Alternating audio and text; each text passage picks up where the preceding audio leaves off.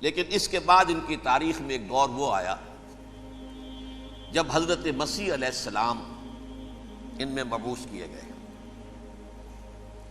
یہ 1400 سالہ تاریخ کا کلائمیکس ہے یہود کی۔ جب کتاب انہیں دی گئی تھی تورات حضرت موسیٰ کے ذریعے، وہ 1400 قبل مسیح کا واقعہ ہے۔ اس وقت سے لے کر اللہ کا وہ فضل ان پر ہوا کہ کوئی ایک لمحہ ایسا نہیں آیا 1400 برس میں کہ ان کے ہاں کوئی نہ کوئی نبی موجود نہ۔ یہ تار ٹوٹا ہی نہیں، 2 سے شروع ہوا، موسیٰ ہارون علیہ السلام، اور 1400 برس کے بعد پھر آخری 2 ہیں، عیسیٰ اور یحییٰ علیہ السلام، یوں سمجھ لیجئے۔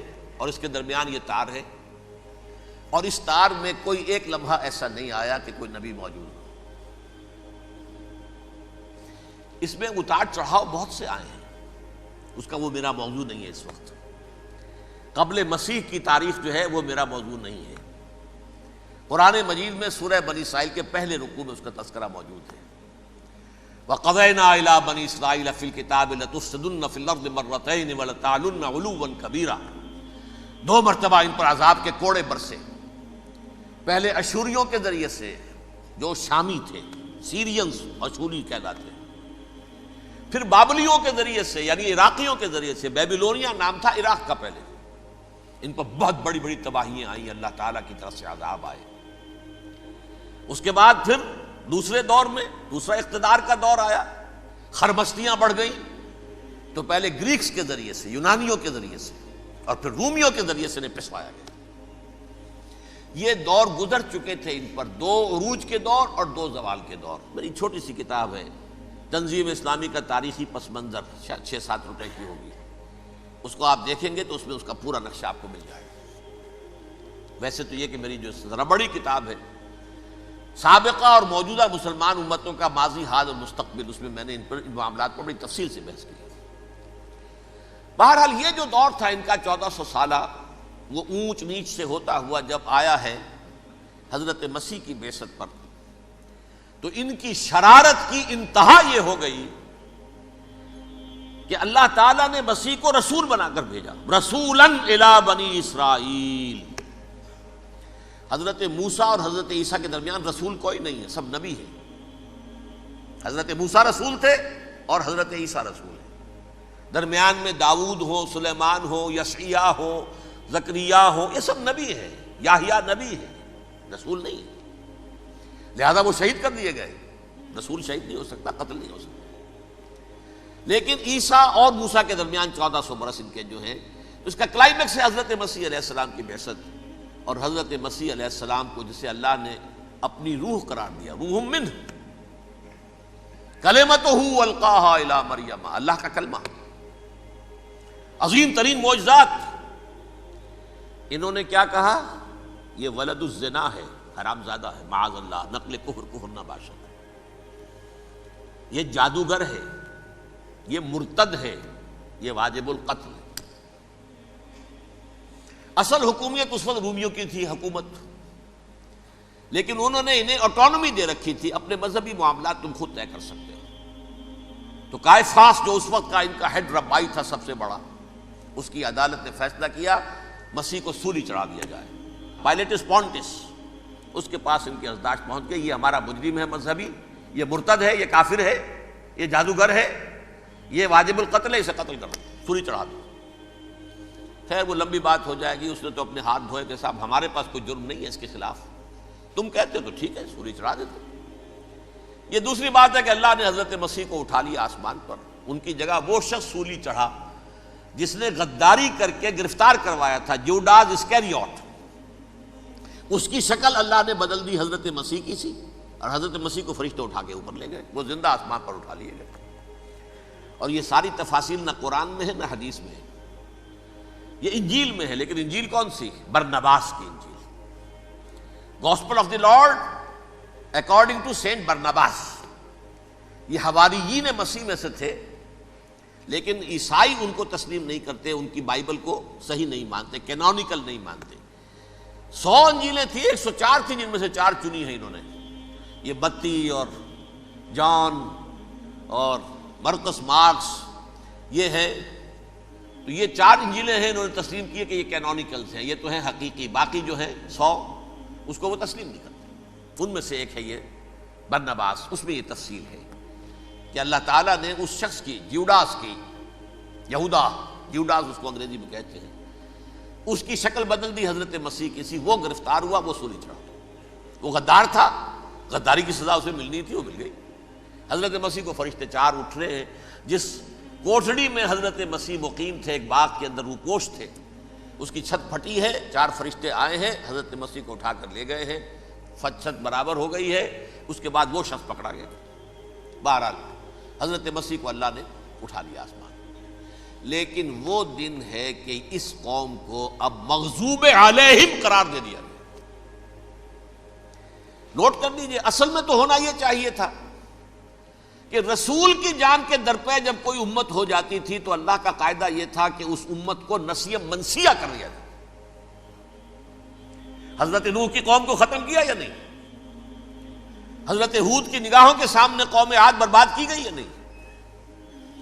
حضرت صالح کی نگاہوں کے سامنے قوم سمود برباد ہوئی؟ یہ اللہ کا قاعدہ رہا۔ سدوم اور عمورہ کی بستیاں حضرت لوط علیہ السلام جہاں بھیجے گئے، مدین کا علاقہ جہاں حضرت شعیب بھیجے گئے، اہل فرعون جن کی طرف موسیٰ کو بھیجا گیا، سب ہلاک کر دیے گئے۔ کیونکہ رسولوں کے بارے میں اللہ کا نبیوں کے بارے میں یہ بات نہیں ہے۔ نبی آیا، اس نے دعوت دی، جس نے مان لیا اچھا کیا، اپنے لیے اچھا کیا، نہیں مانا اس کی اپنی جو ہے عاقبت برباد ہو گئی۔ دنیا میں کوئی فیصلہ اس کا نہیں ہوتا، لیکن رسولوں کا معاملہ یہ ہوتا ہے کہ دنیا میں وہ اللہ کی عدالت بن کر آتے ہیں، مانو گے تو بچو گے، نہیں مانو گے ہلاک ہو جاؤ۔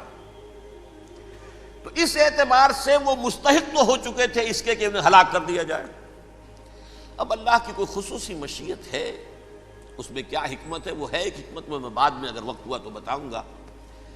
فیصلہ یہ کیا اللہ نے کہ حضرت مسیح کو تو اٹھا لیا زندہ، اور ان کی رسی ابھی مزید دراز کر دی کہ ان کو ابھی مہلت دے دی کہ تمہیں آخری استیصال، جس کو عذاب اکبر کہتا ہے قرآن، سورہ سجدہ جو حضور ہر جمعے کی پہلی رکعت میں فجر میں پڑھتے تھے، وَلَنُذِيقَنَّهُم مِّنَ الْعَذَابِ الْأَدْنَىٰ دُونَ الْعَذَابِ الْأَكْبَرِ لَعَلَّهُمْ يَرْجِعُونَ۔ چھوٹے چھوٹے عذاب اور ایک بڑا عذاب، جبکہ قوم بالکل برباد، نسیہ منسیہ، کأن لم یغنوا فیہا، ایسے ہو جائیں جیسے کوئی تھے ہی نہیں آبادیاں، لا یرا الا مساکنہم، اب ان کے مسکن نظر آتے، مکین نظر نہیں آتے۔ یہ عذاب اکبر جو ہے وہ ان پر نہیں آیا، حالانکہ وہ مستحق ہو گئے تھے اسی وقت۔ اس کو یوں سمجھیے کہ کسی شخص کو پھانسی کا حکم تو ہو جائے، ایگزیکیوشن نہیں ہوتا ہے، کئی سال گزر جاتے ہیں پڑے ہوئے، اور معاملات جو ہیں وہ چلتے رہتے ہیں۔ یہ معاملہ ہوا اس کے ساتھ، ورنہ یہ مستحق ہو چکے تھے آخری بربادی تباہی کے، عذاب استیصال، جڑ سے کاٹ دینے والا عذاب، وہ آ سکتا تھا ان پر اسی وقت، لیکن اللہ نے ان کی مہلت دراز کی ہے۔ لیکن اس کے بعد اللہ نے ان کو ایک اور موقع دیا۔ 600 برس بعد حضرت مسیح کے محمد الرسول اللہ صلی اللہ علیہ وسلم کی بعثت ہوئی، اور یہ میں سمجھتا ہوں کہ اس قوم پر اللہ کا اتنا بڑا فضل تھا، اتنا بڑا فضل تھا، اتنا بڑا فضل تھا۔ اب پھر ایک موقع دیا، عسیٰ ربکم ان یرحمکم وان عدتم عدنا، دیکھو اب بھی تمہیں ہم ایک موقع دے رہے ہیں، تمہارا رب تمہارے اوپر اب بھی فضل کرنے کو تیار ہے، رحم فرمانے کو تیار ہے۔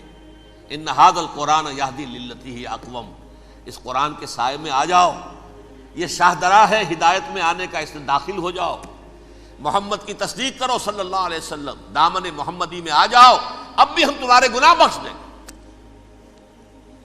لیکن نہیں، اس قوم نے حضرت محمد صلی اللہ علیہ وسلم کی دشمنی کی کمر کس لی،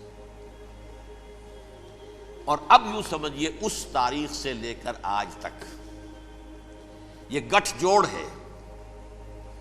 ظاہر بات ہے کہ ابلیس کا بھی اصل دشمن اب کون ہے، یا ہدف کون ہے، ٹارگٹ کون ہے؟ جنہوں نے محمد کو نہیں مانا صلی اللہ، وہ تو ہے ہی جہنمی، ان پر کوئی اور محنت کرنے کی ضرورت کیا ہے؟ سمجھ گئے میری بات؟